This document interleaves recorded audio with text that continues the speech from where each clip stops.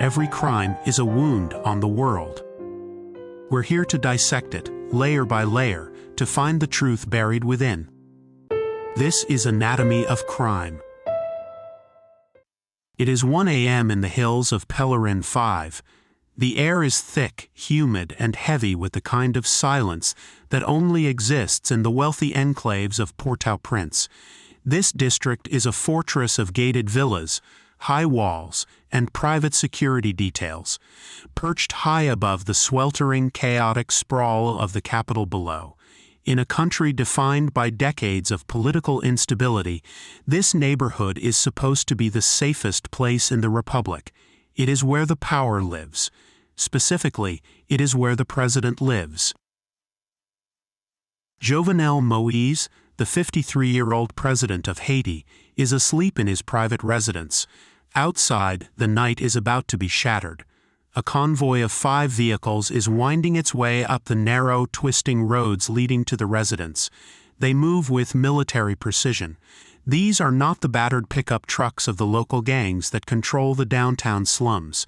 These are SUVs filled with men in tactical gear, carrying high-caliber assault rifles, sledgehammers, and bolt cutters. They are not Haitian police. Most of them do not even speak Creole or French. They are speaking Spanish. As the convoy screeches to a halt at the main gate, a voice booms out of a megaphone, shattering the quiet of the neighborhood. The command is delivered in English, with a sharp American accent. DEA operation, everybody stand down. DEA operation, everybody back up, stand down. It is a lie, a brazen, terrifying lie, but in the confusion of the moment, it serves its purpose. It freezes the onlookers. It provides a split second of hesitation for anyone watching. But inside the perimeter, something even stranger is happening. The Presidential Guard, the elite unit charged with protecting the head of state at the cost of their own lives, is not firing back. There is no firefight at the gate. There is no desperate last stand. The gates open. The convoy rolls in. What follows in the next 30 minutes is not a battle, but an execution.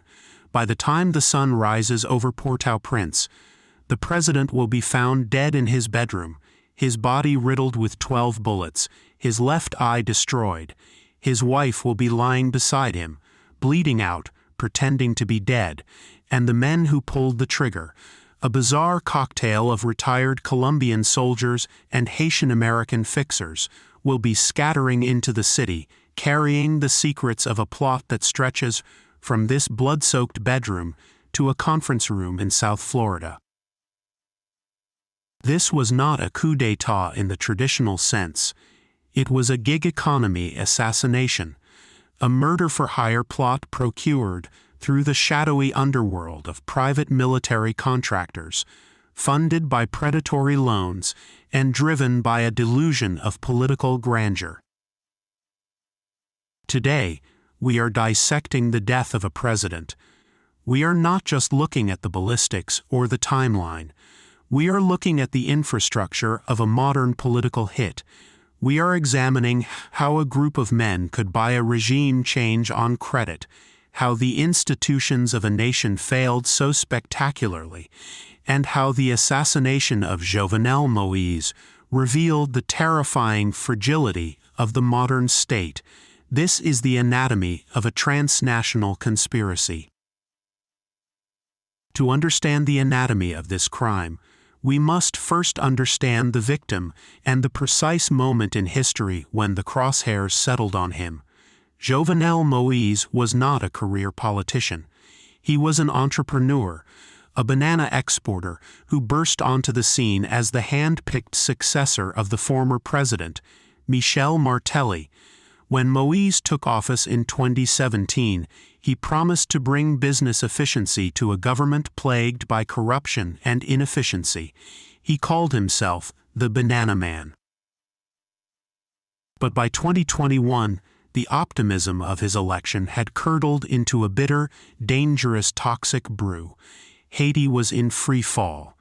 The parliament had been dissolved because elections were never held. Mayors were gone. The judiciary was paralyzed. Moïse was ruling by decree, essentially governing as a one-man state. He argued that his term ended in 2022. The opposition, citing constitutional timelines, argued his term had expired in February 2021. Port-au-Prince had become a war zone. Gangs like the G9 family and allies, led by the notorious Jimmy Barbecue Charitier, were effectively the government in large swaths of the city. Kidnapping had become an industry. The institutions of the state were hollowed out. Moïse had many enemies. He was warring with the country's powerful oligarchy over energy contracts. He was threatening to expose drug traffickers. He was isolating himself from his own political base. He was a man on an island, surrounded by sharks, and the water was rising. But the plot to kill him did not begin in the slums of Cité Soleil. It began in the air-conditioned conference rooms of South Florida. This is where the anatomy of the conspiracy becomes truly modern. It wasn't hatched by a rival general in a smoke-filled room in the capital. It was put together like a business startup. The central figure in the initial phase of this plot was a man named Christian Emmanuel Sanon. Sanon was a 63-year-old Haitian-American doctor and pastor living in Florida. He saw himself as the savior of Haiti. He believed he was destined to lead the country out of its misery.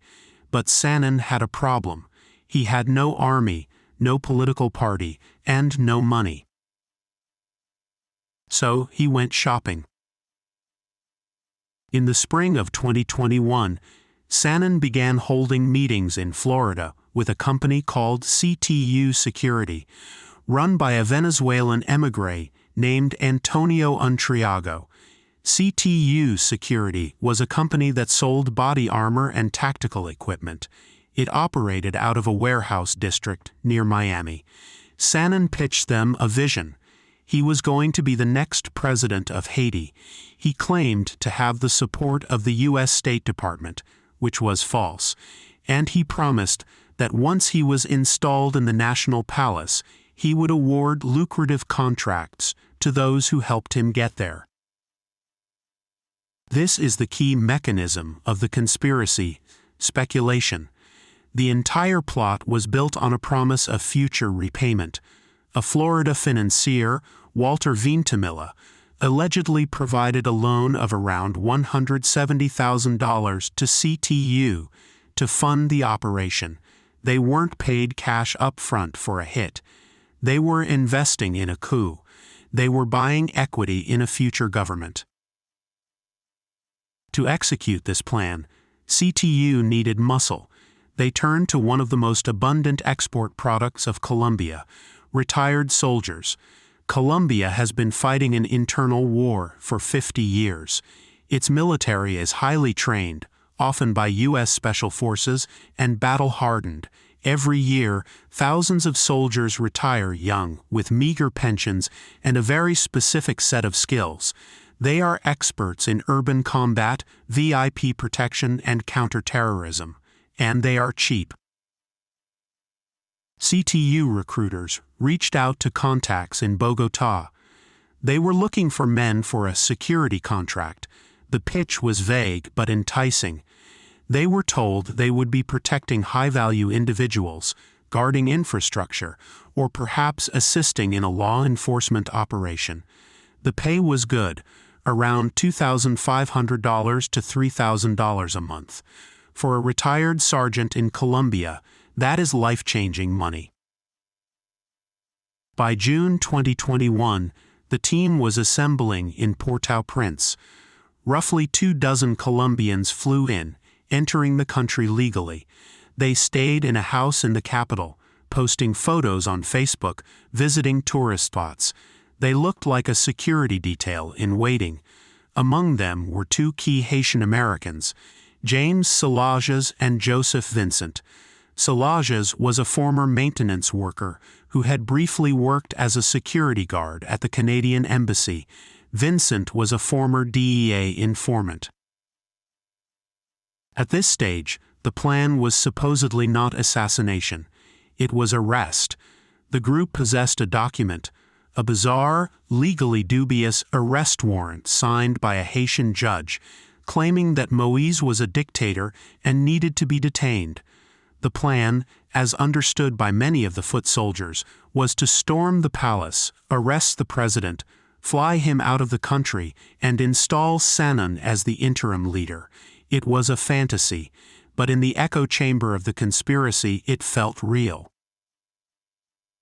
However, as June turned to July, the anatomy of the plot shifted.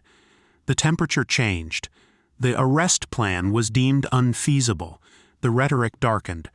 According to later testimony and U.S. court documents, the order changed from kidnap to kill. The specific date was set, the night of July 6th leading into the morning of July 7th. Let us walk through the tactical anatomy of that night. It is a study in both precision and incompetence. The convoy moves out from the safe house.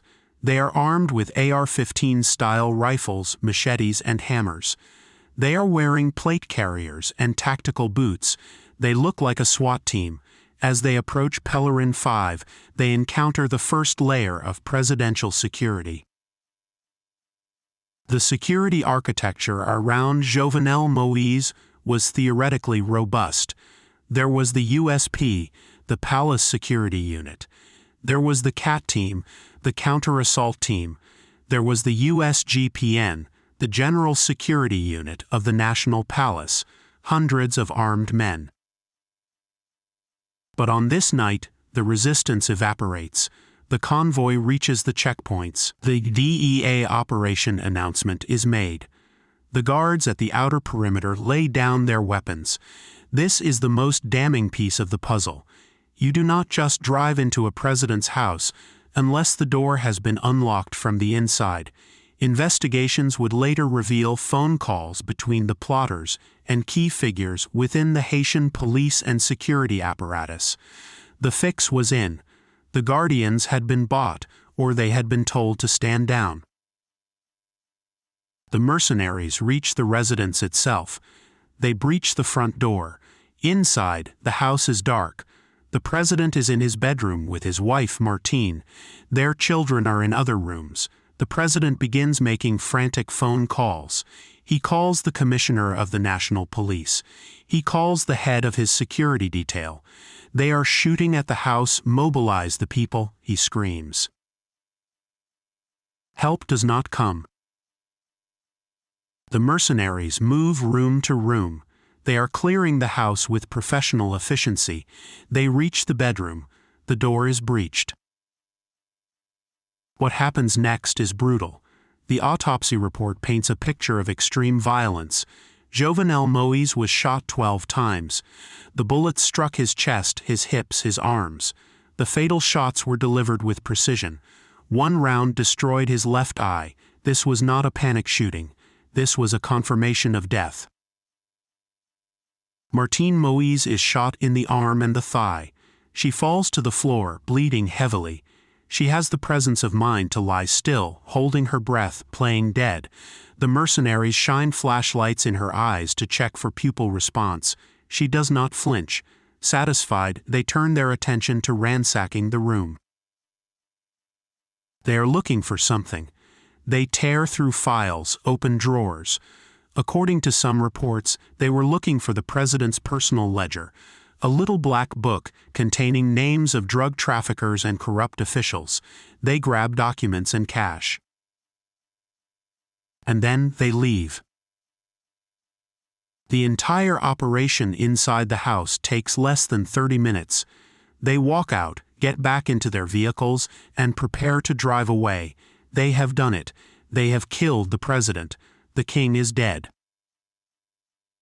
But this is where the perfect anatomy of the assassination collapses into farce. This is where the difference between a spy novel and reality becomes glaring. In a professional state-sponsored hit, the extraction is the most critical part. There is a helicopter waiting. There is a clean route to the border. There is a boat on the coast. These men had nothing. As they attempt to leave the Pèlerin 5 neighborhood, they find their exit blocked. The Haitian police, perhaps realizing the enormity of what has just happened, or perhaps double-crossing the mercenaries they had just let through, have blocked the narrow road with vehicles. The mercenaries are trapped. They abandon their cars. They retreat into empty buildings and the surrounding ravine. The sun comes up. The city wakes up to the news. The president is dead. The mood in Port-au-Prince shifts from shock to fury. The narrative that foreigners killed the president spreads like wildfire. The gangs, the police, and the civilians mobilize. The manhunt that follows is chaotic. The Colombians, these elite soldiers, are lost. They don't know the terrain. They don't speak the language. They are hiding in the bushes. The heat is rising. They start shedding their tactical gear. They are thirsty, exhausted, and confused. They were promised that once the deed was done, the new president would take over, and they would be the new palace guard. They were waiting for a cavalry that never existed. Civilians find them. The images that circulated on social media that day were surreal. Men who looked like action movie villains were being dragged out of bushes by regular citizens, tied up with rope, shoved into the back of pickup trucks. The police engage in gunfights with a few holdouts. 3 mercenaries are killed. The rest surrender. They are paraded before the cameras. Bloodied, bruised, sitting on the floor in handcuffs. On a table in front of them, the police display their weapons, their passports, and the server from the president's surveillance system. The immediate aftermath exposes the tangled web of the conspiracy. The Haitian police identify the intellectual authors. They arrest Christian Emmanuel Sanin, the doctor who wanted to be king. They arrest James Salages and Joseph Vincent. They name a former Supreme Court judge, Wendell Coke-Thellet. They name a former intelligence official, Joseph Felix Badio, who allegedly gave the direct order to kill 3 days before the attack. But as the days turn into weeks, the investigation hits a wall. The anatomy of justice in Haiti is even more broken than the anatomy of its security. Judges appointed to the case receive death threats and flee the country. Clerks are assaulted. Evidence disappears. The crime scene is contaminated. The true masterminds, the people who actually had the power to order the presidential guard to stand down, remain in the shadows. The mercenaries are the fall guys. They are the kinetic weapon, not the hand that aimed it. The investigation splits into 2 tracks. In Haiti, it is a stalled, muddy mess. But in the United States, the Department of Justice opens its own case. Because the plot was hatched in Florida, and because U.S. financial systems were used, the FBI claims jurisdiction. This brings us to the legal anatomy of the case.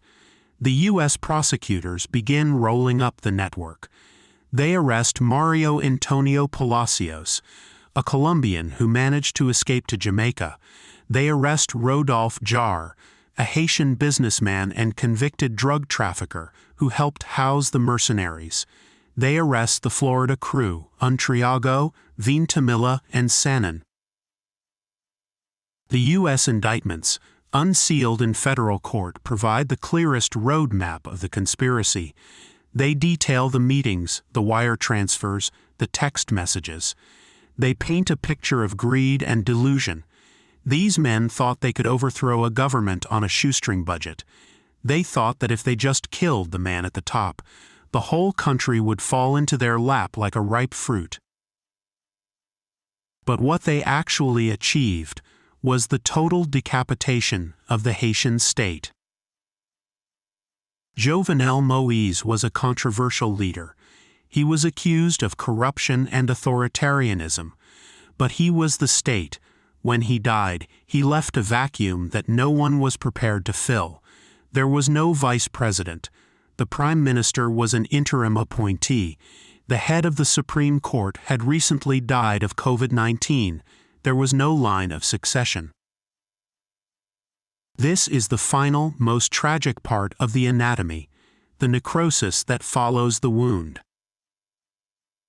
In the wake of the assassination, the gangs of Port-au-Prince realized that there was no one left to stop them. If the president could be killed in his own bedroom, then no one was safe. The G9 alliance and other gangs expanded their territory. They took over the fuel terminals. They cut off the roads to the north and south. They laid siege to the capital. The international community, which had poured billions of dollars into Haiti over the decades, stood back, paralyzed. The core group, the ambassadors of the US, France, Canada, and others, essentially picked a new Prime Minister, Ariel Henry, to stabilize the country, but stabilization never came. The assassination of Jovenel Moïse was not just a murder, it was a demolition event. It shattered the last illusion of state control in Haiti. So, what have we learned from dissecting this crime? What is the unique anatomy of this assassination? First, it demonstrates the terrifying privatization of geopolitical violence. We are living in an era where you don't need a CIA coup or a KGB plot to change a regime. You just need a credit line and a contact in the private security underworld. The barriers to entry for high-level political violence have lowered. The mercenaries in this case were not ideological zealots. They were contractors. They were working a job. Second, it highlights the danger of the institutional void. The plotters succeeded in the murder because the institutions around Moïse, his guard, his police, his intelligence service, were already rotten. They didn't have to defeat the system, they just had to bribe it. The state was a hollow shell, and it cracked at the first blow. Third, it serves as a grim reminder that in the modern world, conspiracies are rarely as competent as we imagine them to be. We tend to think of assassinations as the work of masterminds. But this was a messy, loud, poorly planned operation. They brought the wrong tools. They didn't have an escape plan. They trusted people they shouldn't have trusted. They succeeded only because the target was so vulnerable, not because the arrow was so sharp. As of today, many of the key players are sitting in U.S. federal prisons, having pleaded guilty to conspiracy charges. They will spend the rest of their lives in concrete cells. In Haiti, the investigation limps on, but the people have moved on to the daily struggle of survival. The presidential palace remains empty, a haunted house in a broken city. The assassination of Jovenel Moïse was a tragedy for his family and a catastrophe for his nation. But it is also a warning. It exposes a world where sovereignty is for sale, where soldiers are commodities, and where the line between a business deal and a murder plot is terrifyingly thin. The body of the president is buried. The bullet holes in the walls of Pellerin 5 have been plastered over, but the wound in the anatomy of Haiti remains open, bleeding, and unhealed. And in the silence of the night in Port-au-Prince, you can still hear the echo of that megaphone shouting a lie about the DEA while the monsters walked through the front door. Haiti deserves peace, it deserves justice, but for now it is living in the long dark shadow of the midnight siege. This has been Anatomy of Crime, where the truth is never simple, but always worth seeking.